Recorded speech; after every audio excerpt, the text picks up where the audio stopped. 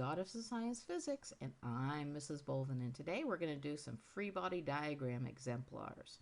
Okay, so you probably remember that a free body diagram is a very simple way to represent all the forces that are acting on an object. So let's go through a few of these so that you get kind of a clue what's going on and you can do some of these for yourself. Okay, so what you have to do is you have to look at the scenario and then draw a free body diagram using this box. The box is always going to represent what the object is. In this case, the box is representing a bowl of chicken noodle soup. So the kind of the inside knowledge of this is anytime you're drawing one of these things, there's one force that's almost always going to be in the diagram. If you don't know how to draw anything else in the diagram, you can at least put the force due to gravity, and the force due to gravity is always down. So even though this bowl of chicken noodle soup is sitting on Mrs. Bolden's desk, gravity is still acting on it. So when you're doing free body diagrams, it's really important that you take a little bit of care when you're drawing your arrows. If you draw a crazy arrow that kind of looks like this, the arrow actually means something when you're drawing free body diagrams, because the length of the arrow from the tail to the tip indicates the size of the force. So usually when I draw free body diagrams, rather than taking the time to make sure that it is exactly right, what I usually do is I draw an arrowhead on there and color it in so you can't tell that my arrow didn't meet the very tip of it. So this is the first force that acts on my bowl of soup here. So we're going to label that force due to gravity. Now that bowl of chicken noodle soup, as it says in the problem, is just sitting there. It's not falling through my desk. So we must have another force that's also acting on it to kind of counteract the force due to gravity. That would be the support force, and it acts in the opposite direction. So we have force, support force. You could also say that this is force normal. Depends on what you like to use, if they mean exactly the same thing. Now, I didn't take very much care when I was drawing those two arrows, but because the bowl of chicken noodle soup isn't accelerating at all, those two forces have to be balanced. So if you're not a big fan, as I'm not, of doing things with, busting out the ruler and all of that business to try to make these things exact, what I usually do is I put a little line, a hash mark, through the ones that are equal to each other. Now, if I had other forces involved here that were also equal, I wouldn't use one hash mark, I'd use two hash marks. And we'll get to those in a minute.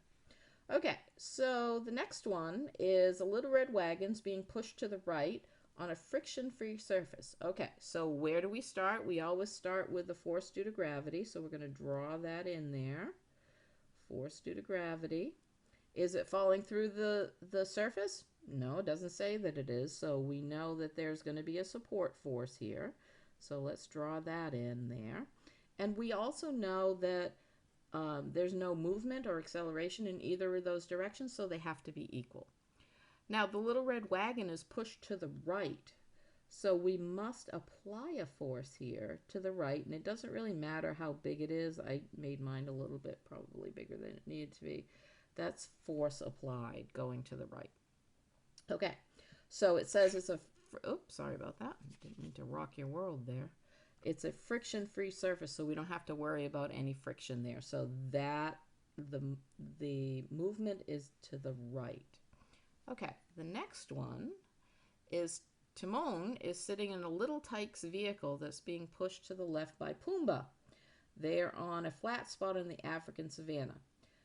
Timon has a, wow, that is really bad.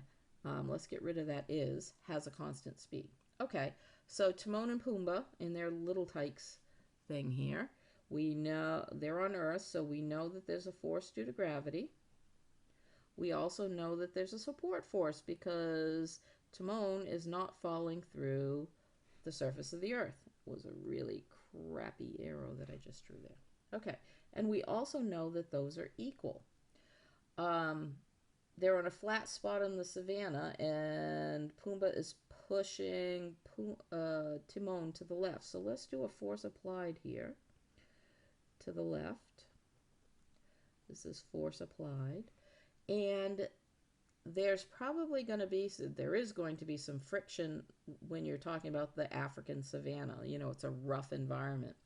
So, and the way that I could tell that is it didn't say it was in a friction-free environment. So we know that there's a force of friction because it's at a constant speed. So those two forces have to be balanced as well. Now, they're not necessarily equal to the other two forces. So we're going to use two hash marks to show that those two are equal to each other, but they're different from the support force and the force due to gravity. Okay, the last one, and I gotta readjust my camera here a wee bit. Sorry about that. Mrs. Bolvin pushes her Edna Mode statue across the front desk. Edna slows down and eventually stops. Well, it didn't give you any direction, so you're kind of direction, you know, whatever the applied force is, as long as it's not up or down, you're probably okay. But since Edna Mode statue is on the Earth, again, we're going to start with the one we always know, force due to gravity. Is the Edna Mode statue falling through the desk? Nope. So we have a support force again. And what do we know about those two forces? They have to be equal to each other because there's no acceleration in that direction. So Edna slows down and eventually stops. We'll say that we have an applied force going in this direction. And, whoops, that's not a G, that's an A. And if the applied force is going in that direction, and there's friction, so we have a little bit of friction going on here. So we have another arrow going in the opposite direction. And actually, I drew that a little bit small. It actually needs to be larger because what's happening here is this force of friction is slowing down slowing down Edna, so she's going to eventually stop. So the force of friction has to be greater than the force applied. Okay, so you can't say that those two are equal to each other because there is a negative acceleration. So they can't be equal to each other, but the force of gravity and the support force can be because it's not falling through the disk. Okay, so that's it for free body diagrams. Hopefully that will help you do a few of these. Have a great day.